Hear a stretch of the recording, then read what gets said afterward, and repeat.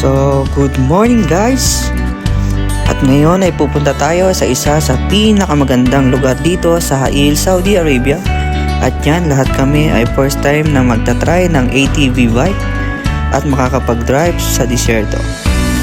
At na nga, sobrang excited at sobrang saya naming lahat dahil magagawa na namin ang isa sa wishlist namin dito sa Saudi Arabia. At kahit pagod at kahit may pasok mamaya ang iba sa amin, go pa rin basta sa gala. Buti na lang ako day off ngayon at ang isa kong kasamahan. So, perfect day ngayon para makapagala. Habang bumabiyahe kami, ina-enjoy lang namin ang mga gantong tanawin sa paligid. At ang sabi nila, napakaliit daw ng Hail, Saudi. Pero sa nakita namin, sobrang lawak pala at sobrang daming kabundukan. Kung ikukumpara sa Pilipinas, it's like a province in our country. And the Riyadh is Manila, is the capital.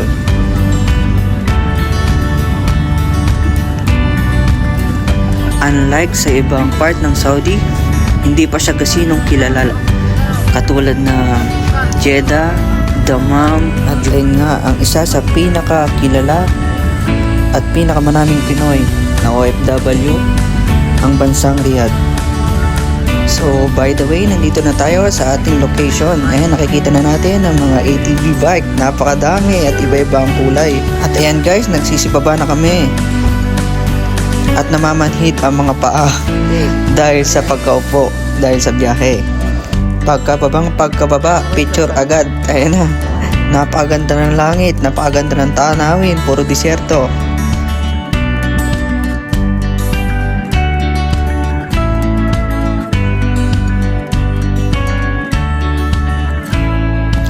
In-start na nga ang mga ATV bike na aming gagamitin. Yan, namimili na nga ang bawat isa sa amin.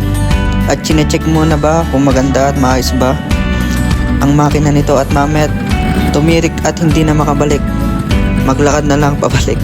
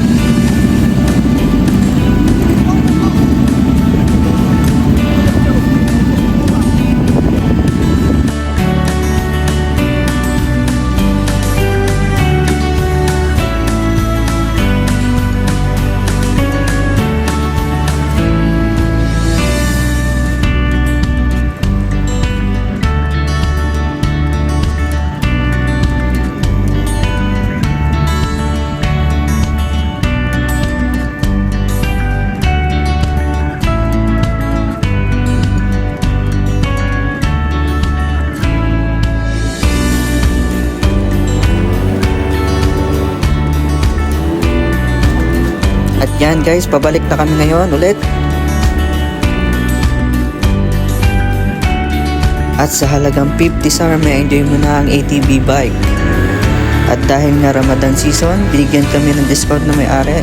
At ginawa na lang niya ang 45 SAR isang tao. At sulit na sulit nga ang 1 hour.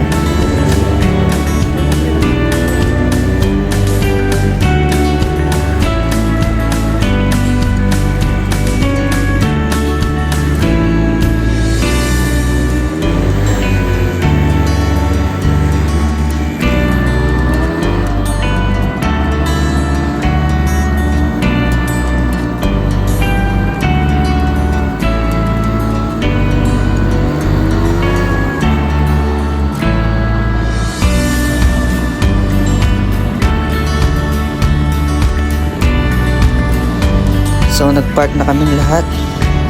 Yan. Sobrang nag-enjoy kami. At ngayon, it's time for pay.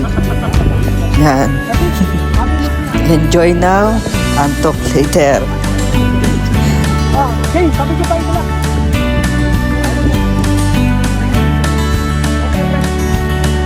So yan guys, pabalik na kami. Pauwi na sa aming accommodation. At yan, napakaganda ng tanawin.